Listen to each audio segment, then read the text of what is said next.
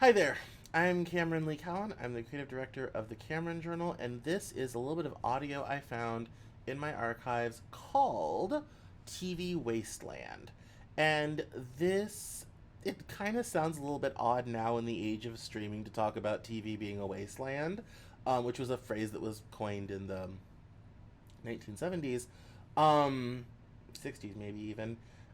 Either way, this is kind of some audio about TV and how it affects our lives, how it changes our lives, how it can be incredibly banal and boring and rot the brain and can somehow be uplifting at the same time. Like I said, this is some vintage audio that I found on my SoundCloud that I'd kind of forgotten about. But I've been plumbing the archives and kind of bringing everything home to the Cameron Journal and kind of revising and revitalizing some of this stuff. So, this is TV Wasteland. Thanks so much for watching, and we'll see you on the other side. Welcome to my special storytelling series that I'm launching. I am really excited to be doing these mini versions of some stand up comedy routines I used to do and just some fascinating stories that I've been excited to tell. I've been sitting on this project for a long time now, and I finally sat down, I got everything written, and I started recording. And I just had a lot of fun with it. I just had a lot of fun, and I created these things, and I'm happy to be bringing them to you. It's a little different than what we normally do on the podcast channel, but I know that you will enjoy it. So, I am so happy bringing this to you. Please enjoy it. I can't wait to get your feedback, and I can't wait to see what other stories you tell me as you've experienced these stories as well. So let's make it a sharing. I'm excited for you to hear this, and here it is. It's story time with Cameron. Enjoy.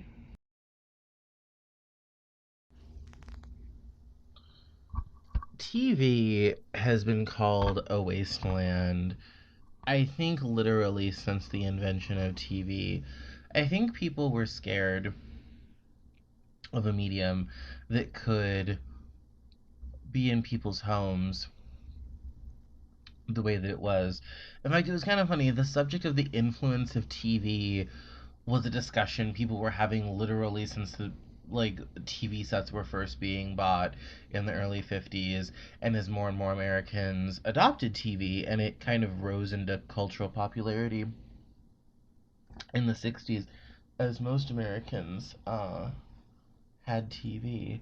And it was interesting because, before then, if you wanted to see or consume something, you had to, especially a show, a program, a speaker, all this type of thing, you had to schlep over someplace.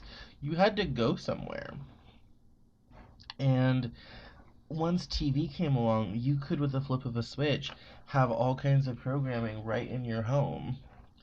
And that was new and different. So TV is interesting. It's kind of funny because from the 70s onward, TV, the people talked about how dumb TV made us and how, with, like in Newsroom, or no, not Newsroom, Network, when he talks about how, we have this super powerful device that can educate people and cause massive, massive change, and we're not using it properly. If any of those people were alive to see what's on TV today, they we have lived into that prophecy. They would be, they would just, if they weren't already dead, they would be, because we have lived into that prophecy of TV becoming a wasteland. And it is, and I contribute because I dutifully watch my Kardashians, and I'm unapologetic for it. And I've watched every season since 2007. I've watched them go through every intro.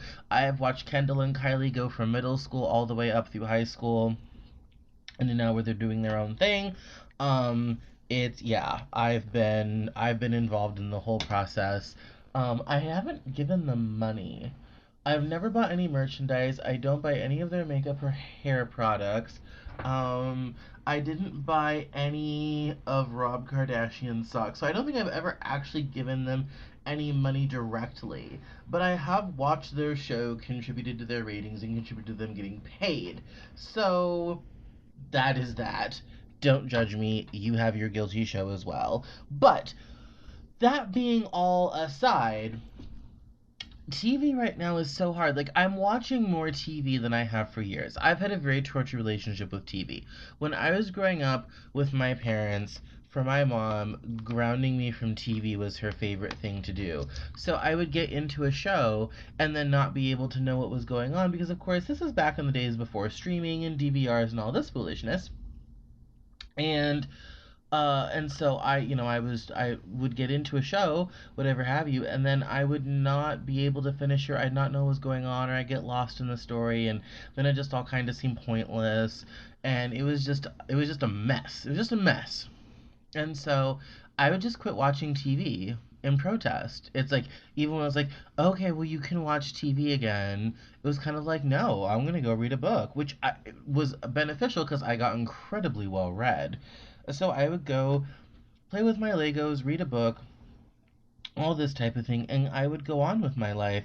I wouldn't, I wouldn't bother with it. And so for the longest time, I did not have a TV. I didn't own a TV. In fact, the first TV I ever had, I got two old tube TVs that a friend of mine had that he needed to divest himself of. Uh, and so I acquired those. And honestly, I think the one sat in the living room and was never turned on, except for the girl I lived with at the time. The other one, I think I put clothes over, and I think I used to watch Sports Center on it. And I never, I mean, I just didn't spend the time. I had things to do. I was doing grad school. I was in college. I hadn't gone to grad school yet. I was in college. I had things to do. I had no time. And and so I was busy with all of that, and so I did not waste my time with TV. And then when I moved in with my parents for a while, and well, I take that back. I lived in when I lived the last 2 years I lived in Gulu when I was in grad school. I did buy a TV. It was mostly for my friends. I did watch daytime a little bit. My friends would come over. We would watch TV. We would watch movies. This type of thing. I think it was more for the movies than anything else. Really enjoy. I think it was more for the movies than it was anything to do with anything to do with than anything to do with my wanting to watch TV or having favorite programs or anything like that. So that was my relationship with TV. So it's always been this kind of tortured, eclectic, weird thing with TV. So then when I moved with my parents for 3 years, they actually got me my own satellite receiver down in the basement with my TV, and I actually started watching TV more. Mostly because I didn't have much else to do. I was working, then I was working at the magazine, and it was something nice to go to sleep with, and kind of I used to watch CNBC in the mornings to keep up on news and different things like that, and so uh, that was my chance to do all of that. So it was what it was. And so now I have a Hulu subscription. I have a Roku, which I have attached to my projector, and I have all that going on.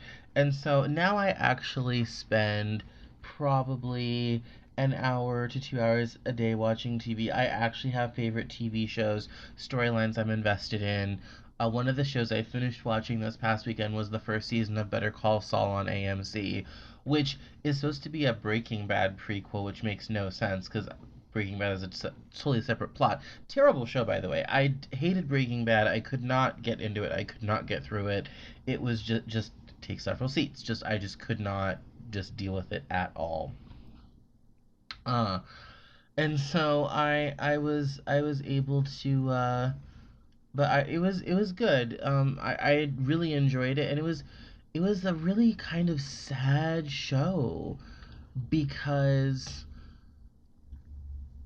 you have this guy who is working so hard to do the right thing and to be a great guy, And he ultimately gives up because no matter how good he tries to be, the world just kind of ignores that effort.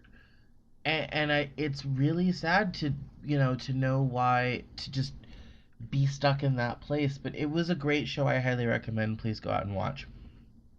I highly recommend. I have a big problem with like new TV shows. Like I have my favorites. Those are the shows I watch. If things get boring, I dump you because I have other things to do. I have novels to finish. I have this to do. I have a talk show to run. I have things working in my life. And so a TV show, it has to be immediately compelling, which is why I hate watching pilots. I never watch the first season one, first episode of any series until I'm already invested. Because a pilot is kind of like boring, no, turn off. Like I am the booing audience member like 3 minutes in. If the storytelling is not deeply compelling, I am not interested. Now, what's fascinating is like there's this new show out called Lucifer. Its pilot was super boring. I watched the last 10 minutes, I got the premise of the show, and I moved on.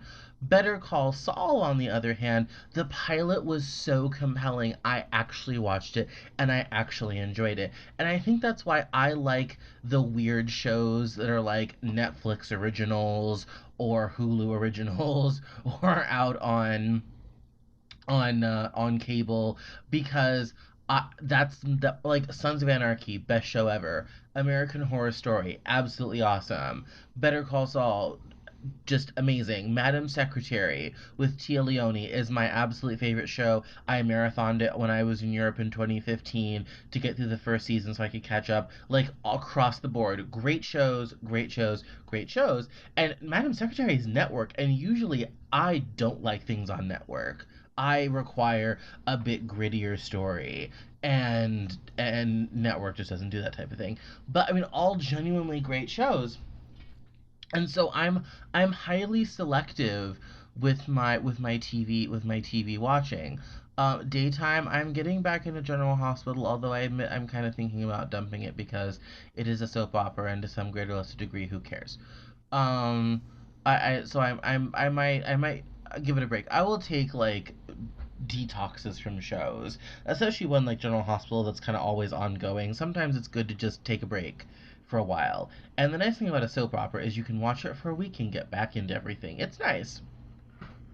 Uh, for daytime talk shows, I never watch Ellen. Like even the videos she posts on YouTube are boring to me. It's like she hauls out a hot and hunky gardener. It's like Ellen, you're a lesbian. He has nothing you're interested in at all. So why do you have this hot dude who you bring out just to take off his shirt? It's like this seems to just be a complete waste. She's obviously doing it for the audience because she knows that her audience is, straight women, usually white, usually between 18 and 49. Uh, it's obviously pandering to the audience. I think it's disingenuous and I think it's a complete waste of time.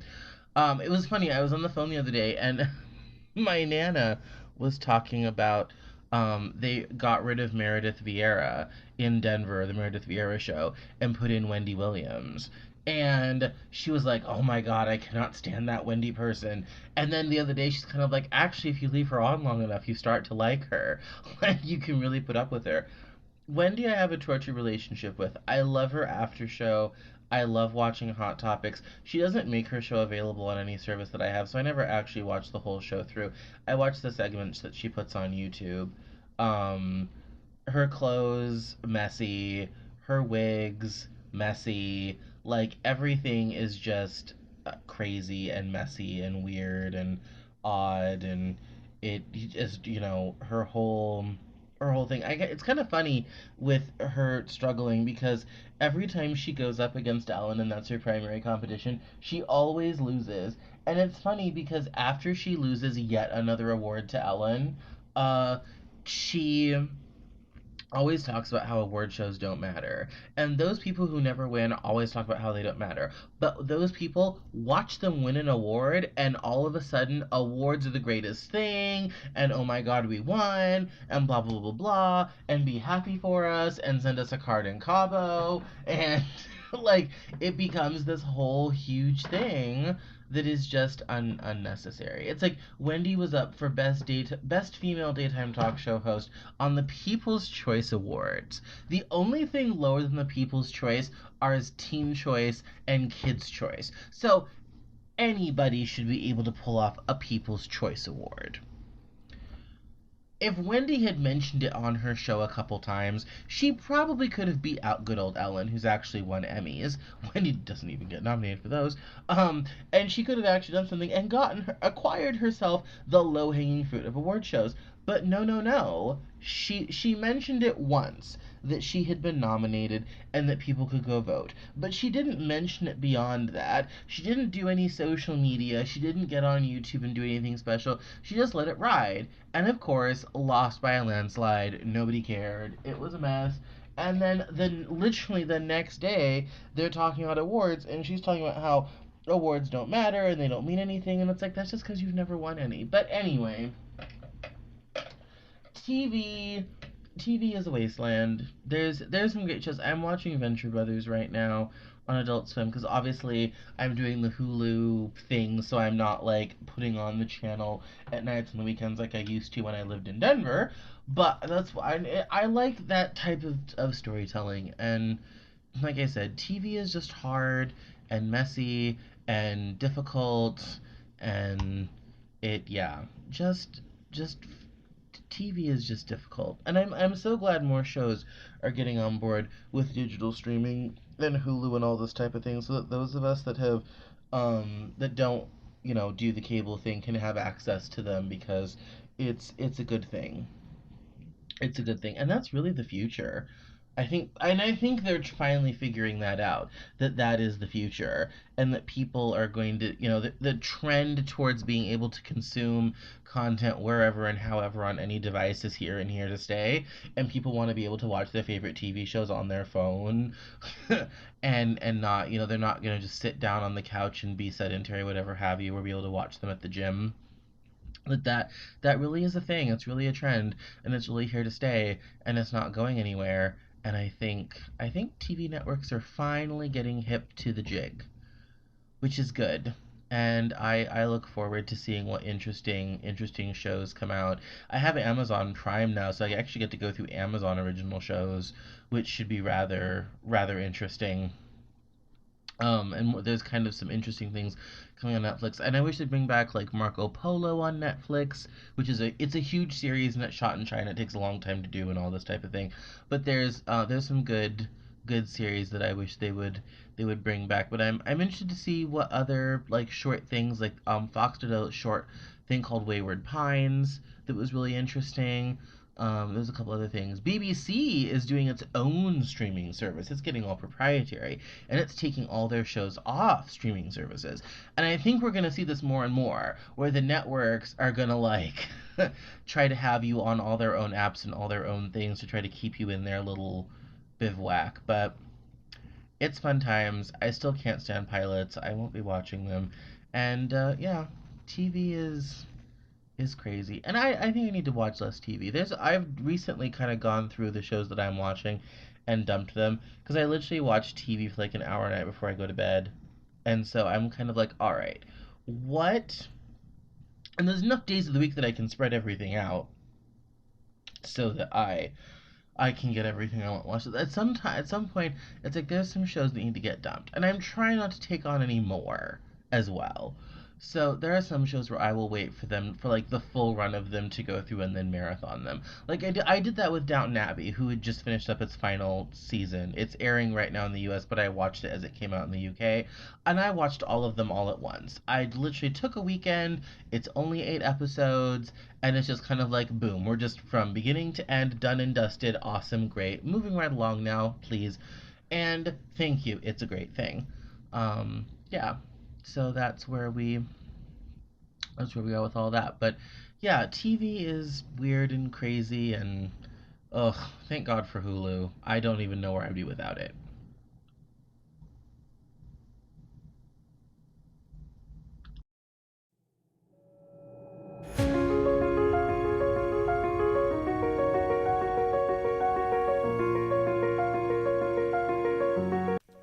That's all for this episode of the Cameron Journal podcast.